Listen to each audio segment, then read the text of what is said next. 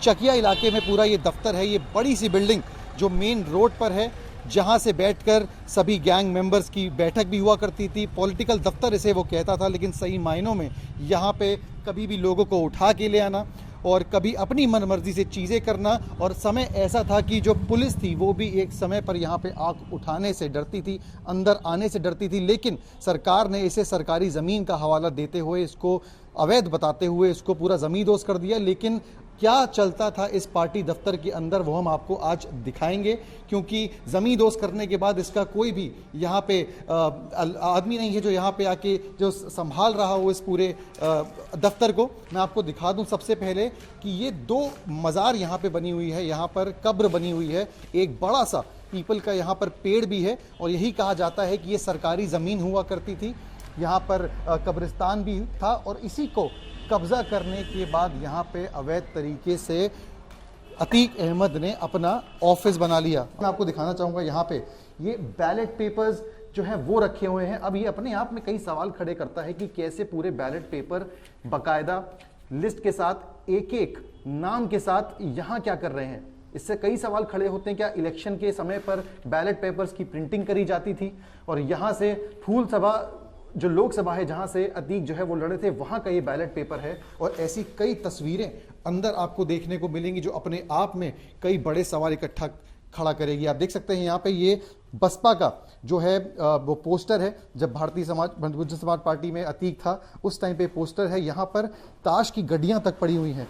आप देख सकते हैं यहाँ पर चेयर्स हैं, बाकायदा महफिल जमती थी। ये कहा जाता है कि इसको अय्याशी का अड्डा भी एक तरीके से अशरफ इस्तेमाल करता था। ताश पड़ी हुई हैं, यहीं पे बैठना, यहीं पे जब मन करे अपने दोस्त अपने गुर्गों के साथ आना और जो मन आए वो करना। ये एक इलाका है जिसे आगे से तो ज़मींदोज़ कर दिया गया प्रशासन ने, लेकिन पीछे जो भी काला धंधा और जो भी काम यहाँ पे कृत्य चलते थे उस पर अभी प्रशासन का ध्यान नहीं गया है। इसमें से अगर आप देखेंगे तो कई ऐसे इंपॉर्टेंट दस्तावेज हैं, चाहे वो इलेक्शन का नामांकन हो, चाहे वो बैंक डिटेल्स हो, रजिस्ट्री हो, सब कुछ यहाँ पे जैसे का तैसे अभी पड़ा हुआ है। एरिया आप मेरे पीछे देख रहे हैं, अगर आपकी नज़र जा रही है तो सामने जो फाइल्स यहाँ पे हज़ारों की संख्या में पड़ी हुई है, ये अतीक अहमद और अशरफ अहमद का काला चिट्ठा है। आप देख सकते हैं यहाँ पे जहाँ तक आपकी नज़र जा रही है कानूनी किताबें यहाँ पे भर रखी है। 100 से ज़्यादा मुकदमे थे अतीक अहमद के ऊपर, तो इतनी फाइलें मेंटेन करना और उसे जो लीगल का पूरा काम होता था, वकीलों से मिलना, सब इस दफ्तर में होता था। हम यहाँ पे आए, कुछ ऐसे तमाम सैकड़ों कागजात यहाँ पे पड़े हैं जहाँ पर हमारी नज़र पड़ी। अगर आप देखेंगे यहाँ पे, मैं अपने कैमरा पर्सन से बोलूँगा आपको दिखाएं, यहाँ पे ये माननीय मुख्यमंत्री समाजवादी पार्टी के सरकार के समय का बात है जब मुलायम सिंह मुख्यमंत्री होते थे। और ये जनपद बलरामपुर के जिला अधिकारी डीएम के ट्रांसफ़र के लिए अतीक ने बाकायदा चिट्ठी लिखी थी और यही इस तरीके से उसके बारे में काम किए जाते थे कि कैसे दबाव डाला जा पाए। जो अधिकारी उनकी सुन लें तो ठीक, जो नहीं सुने तो वो इसी तरीके से बोलकर उनका ट्रांसफ़र करवा देता था। तो ये लोगों के बैठने का राउंड शेप में ये गद्दे अद्दे लगा के, सूत्रों का बताना है कि यहाँ पर कभी कभार अशरफ जो है वो मुजरा तक देखा करता था।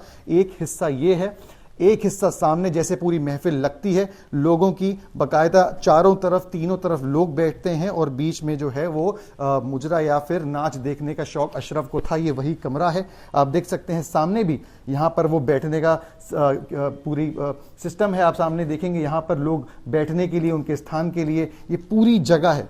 तो एक तरीके से कह लें तो ये दफ्तर सामने सामने से था, और अगर ऊपर आप आते हैं, पीछे के हिस्सों में आप आते हैं तो ये एक तरीके से अय्याशी का अड्डा अशरफ की और अतीक अहमद के गुनाहों का जो एक अड्डा था, वो ये घर था जो सरकार ने ज़मींदोज़ कर दिया है, क्योंकि इसे अवैध बताया गया था और कहा गया था कि ये सरकारी ज़मीन पर बना हुआ है।